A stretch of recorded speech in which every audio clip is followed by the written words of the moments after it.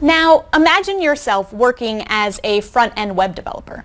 You've just gotten a design from your company's graphic designer, and you now need to take this image or PDF file and turn it into a website with all of the necessary components: HTML files, CSS files, and JavaScript files. Yeah. But how do you translate that visual design into an actual website, right? Where do you start? What decisions do you have to make? What do you need to know? And these are like excellent questions to ask. But before we do that, we should probably build a good conceptual understanding of the way websites work. Yep, exactly. So you can think of a website much like your house. HTML files are like the structure. Where are the walls placed? What room is your living room? What room is your kitchen? Which room is your bedroom? CSS files are then the style of your house. What color is the carpeting? What decorations do you have up? What color are the walls? JavaScript files are then your interactive components. You can think of them like your garage door opener or your television remote. They're changing some element of your house. Now, much like there are rules for how things in your house behave, you can't have a television that's just floating on the wall. It has to be attached by something. There are also rules for how websites behave. The same goes for tools. You can't put together a bookshelf, for example, without a screwdriver, and there are also many web tools available to help you build your websites. Yeah, it's a great point. I love this analogy. It's an awesome analogy. What do you say we get started in learning some of the basics? Sounds great. As an example, let's take a look at Wikipedia. As you can see, there is a lot on this page. There's text and lots of different images of different sizes and shapes. But let's take a look at the inner structure of the site. I'm using Google Chrome as my browser, which includes really great developer tools. And you should be sure to follow along with me. In Google Chrome, if you select this 3-line icon at the upper right of your screen and select Tools and Developer Tools, an additional panel will open at the bottom of the browser. This shows you the structure of the page. And this is a really important fact to note. What you see here is not the actual code itself, but rather the structure of the page as the browser interprets it. If you mouse over the lines or elements in the structure, you'll notice that parts of the page get highlighted.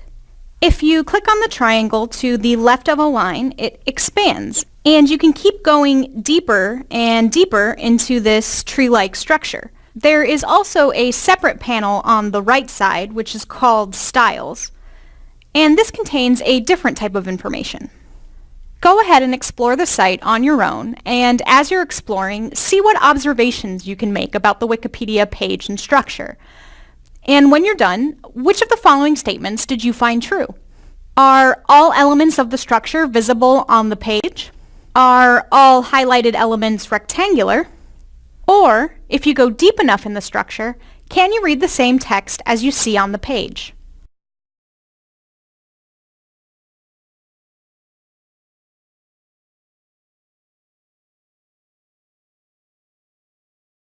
Now, recall that the browser built a tree-like structure of the page. And when I say tree, I don't literally mean this type of tree. I just mean a branching structure. Sideways triangles are an HTML element. Each has an opening tag and a closing tag. Now, this can simply be text, like you see here, or it can be another element, like this span or this A. So that we can get a better visual understanding, let's draw this structure ourselves. First, we have this div element. Then, inside of the div, we have an H2 and a P element. Then, inside of this H2, we have the span element, and inside span, we have some text. Now, if we go back to the P element, inside we have text and two A elements. And then, inside of each of the A elements, we have text. And now it's time for you to explore the structure of a page on your own. Please follow the link we have provided in the instructor notes section below and open Google's developer tools. Then create your own tree-like structure to describe the page. Make sure to fill in the boxes in the same order that they appear in the tree. And if the element contains text, write the word text in the box.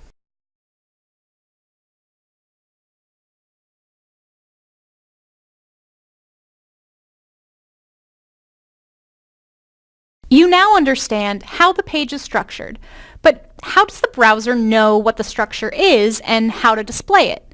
How does it know what images to display? What you've seen so far is how HTML classifies page content. It tells the browser which part is text and which is an image and so on. But you haven't seen how this structure is turned into the actual page, with certain paragraphs having a larger font size and images positioned in some way on the page.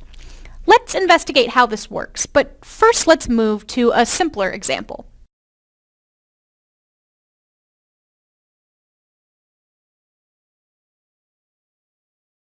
Here you'll see two pages with identical HTML, even though they look different. If you take a look at the Style section on the right, you will be able to see the styling for each element on the page. For example, if I want to check the font size for H1, I can click on the H1 element and find the font size is 48 pixels. And if I want to check the border width for the image, I can look in this div element here, find the image, and see that the border is 6 pixels.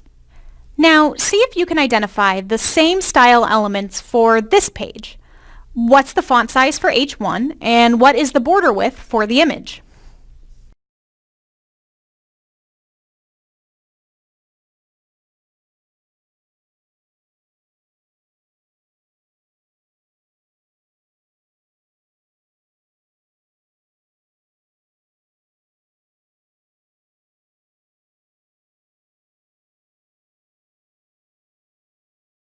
You've seen many different examples of page structures, but we haven't explored how the browser knows what style to apply and where that style comes from.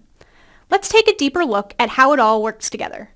HTML is the language of the web, and it has a specific syntax and rules. You write HTML in a document, just like you would regular text, except you follow HTML's syntax and rules rather than general grammatical rules.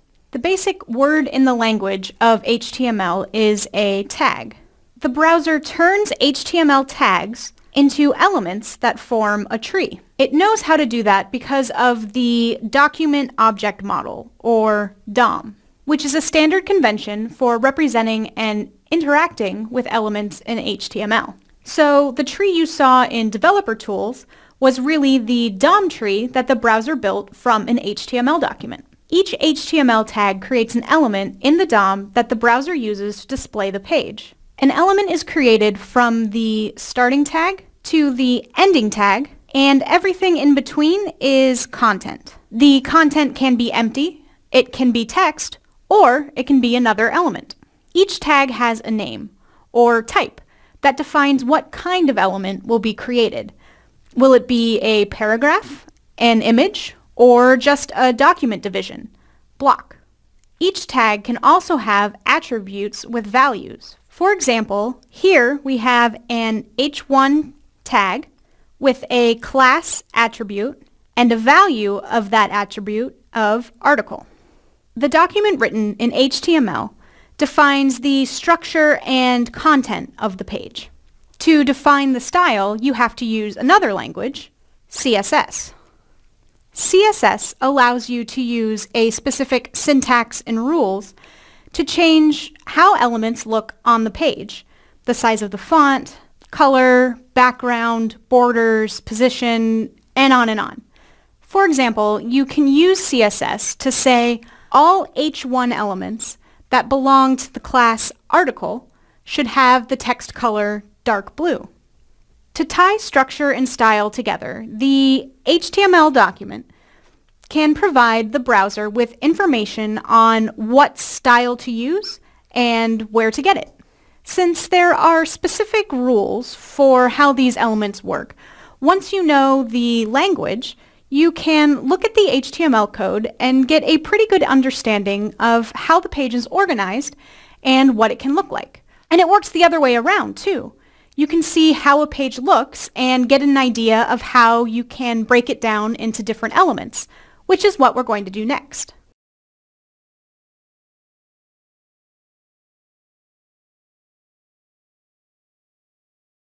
Earlier, you learned that every element on the Wikipedia webpage seemed to be a box, even the completely not rectangular images. But wait, how can everything be a box? I mean, there are other shapes in the world, like circles, right? Well, that is very true. On a website, something may look like a circle or a triangle or something a little more irregular, but in fact, it's still just a box. It just looks like a circle. Don't believe it? Neither did I the first time. Let's take a look at this demo site. On this site, we have 3 very nice circles, and we've even got a triangle. I mean, these can't just be rectangles, right? Or can they? Right-clicking on the first circle and selecting Inspect Element brings up Google Developer Tools in the exact location where the circle is located in the structure. Wait, what? My mind was just blown. So what exactly is going on here? In this left panel, we have the structure that we're already so familiar with, and this part seems to define our circle. If I highlight this line in Developer Tools, it highlights a rectangular shape on the page. But where does the visible round shape come from? I talked a little something about style earlier. So the answer is probably in the Style panel here on the right. What you see here are the styles used to display the element selected in the left panel. The very cool thing is that you can change the style and immediately see the results. So, for example, maybe I don't want an even number of pixels for width and height. Maybe I want to change this 200 to 100. What happens? Looks like we have more of an oval than a circle. And maybe I don't like the color green, but I don't know what color I want my circle to be. If I click on this little color square, it brings up a selection tool where I can select any color in the visible spectrum. Let's go with blue. Now go ahead, open this page, the link is provided to you in the instructor notes section, and play around with the style of the circles on your own. Particularly take a look at what happens if you uncheck the border radius property. And if at any time you decide that your changes got a little too crazy and you want to go back to normal, you can just refresh the page. So what did happen when you unchecked border radius? Did the circle disappear? Did the circle turn into a square? Did the circle become smaller? Or did nothing happen?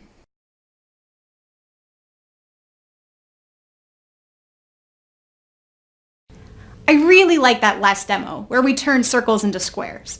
It really shows the awesome power of style and also represents that everything on a web page is actually a box. But why is it so important to really understand that concept? You might be thinking to yourself, hey, I'm not a square. I'm actually a really cool person, and I don't like to think about boxes. But actually, thinking of the things in terms of boxes makes your life as a front-end web developer a lot easier. Take an example website here. We have many different elements, images, text, a header. And by thinking of things in terms of boxes, we can actually easily rearrange things if we decide to give users a different experience. Say, for example, we don't want to keep the text up here. We want more pictures of puppies because users like more pictures and might not want to read the text.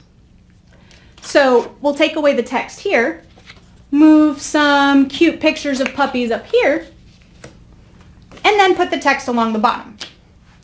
Now readers can read the text if they'd like to, or just look at cute pictures of puppies. There's also a grid in the background which serves to make sure that everything is properly aligned. But we'll talk more about that in lesson 2.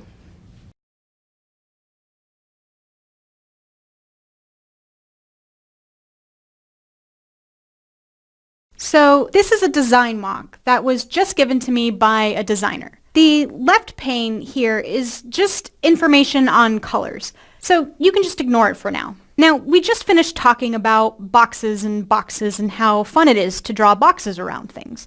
So when you see a page like this, we need to start looking at it and think, how do I draw a box around every visual element here? And then how do I do it until I'm down to a very simple element, like a single image or paragraph? Well, the best way to learn how is to actually do it. I'll get you started by drawing the first three. First, we'll have a box around this header here. Now, inside this box, I see two other boxes. One around our image here, and another around our name and title over here. Now it's your turn to draw the rest of the boxes around the remaining elements. A link to the mock is included for you in instructor notes. Now don't worry, I'm not going anywhere. When you're done, please let me know how you completed this task and how many boxes you ended up using to divide the page. Now, when you boxified this design, and yes, that's a technical term, boxify, did you save an image of the design and draw boxes with a graphics program? Did you just draw the boxes separately on a piece of paper? Did you print out the page and draw on it? Or did you print out the page and cut it up with scissors? And don't forget to let me know how many boxes you found on the page.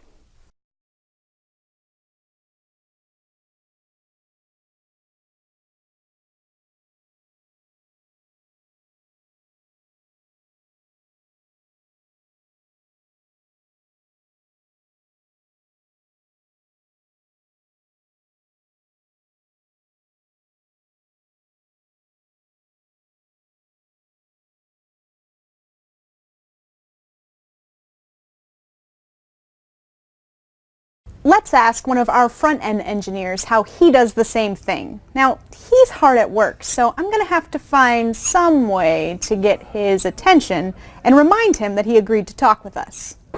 I think the dart gun should do the trick. Hi, I'm Jacques. I'm the lead front-end engineer here at Udacity, and I've been with the company now for about 2.5 years. And I was just going to run you through sort of how I approach a new design. So when I get something like this, everything on the web is boxes. So I start out sort of understanding and cutting up the boxes that I'm going to use. And that starts with the big box that is your whole page. And from there, I sort of split it up piece by piece, and we work from big to small. So in the first cut, it's going to be, there's a big box at the top here for your head content, your logo, your text, that kind of stuff. You have a big box here with your image in it, and you have a big box here with this footer, all these footer elements. And as you can see, actually inside of the footer there are three sort of small boxes with the image and the text, and one sort of box that goes across the top of it with this featured work. And so I work from the big side into the small side, and when I started out, I did this with a pencil. You start drawing out, here's a big box. This is going to be the header, and you can actually fill in the content later. You don't actually have to worry about it. You can move from the big to the small. So how you're going to position this logo here, how you're going to make this text show up, you can put that off until later. Those are smaller boxes. So start with the big boxes and work down from there. So just sketch it out. And as you do this more often, you'll be able to start doing it in your head. But if you're having any trouble, especially starting out, just go for a pencil. It's a great tool.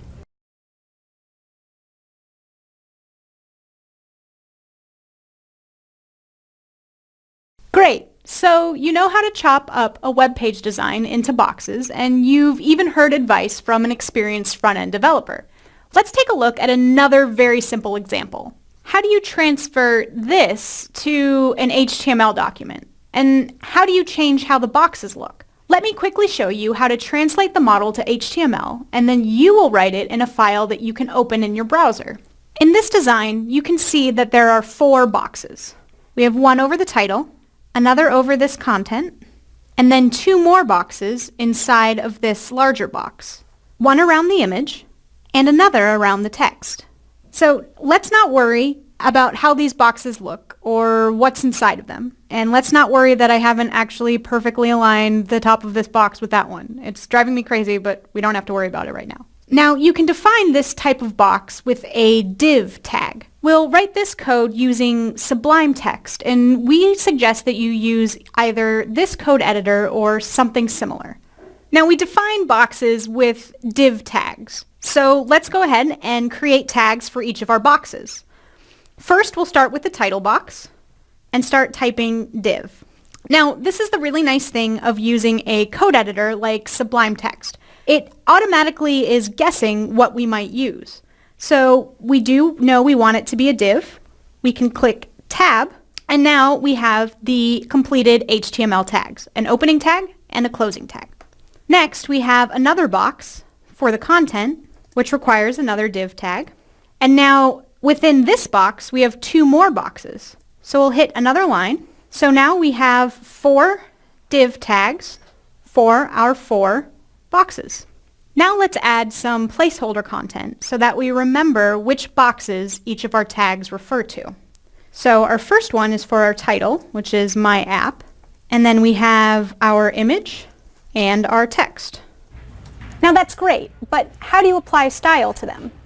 The boxes are of different sizes and they're in different locations, and you need to somehow mark them so that you can easily apply style later. Now the best way to do this is to give each element a class attribute. Now you can think of these class attributes as labels on boxes, something that reminds you of what's inside of them. For example, when you move, you might give a box a label to let the movers know where it might go. For example, master bedroom or kitchen. Now, boxes can also have several labels, and the same applies to HTML tags. They can belong to multiple classes. Now, back to our moving example, you might want to say the items that go to the kitchen are also fragile, so you might add handle with care. It's a good idea to have class names that make sense, so that you understand what the purpose of the box is just by glancing at the code. For example, while you could just give the divs class names like box1, box2, etc., it's not really informative. I mean, will you really remember that you called this title box box1? Probably not. What would make more sense is to name the top div title and then the bottom big div app. Then the div that contains the application image, screenshot, and the text one, description. Excellent. We now have the general structure of the page down, so now it's your turn to save this in a file and see how it looks in the browser. Instructions for doing so follow.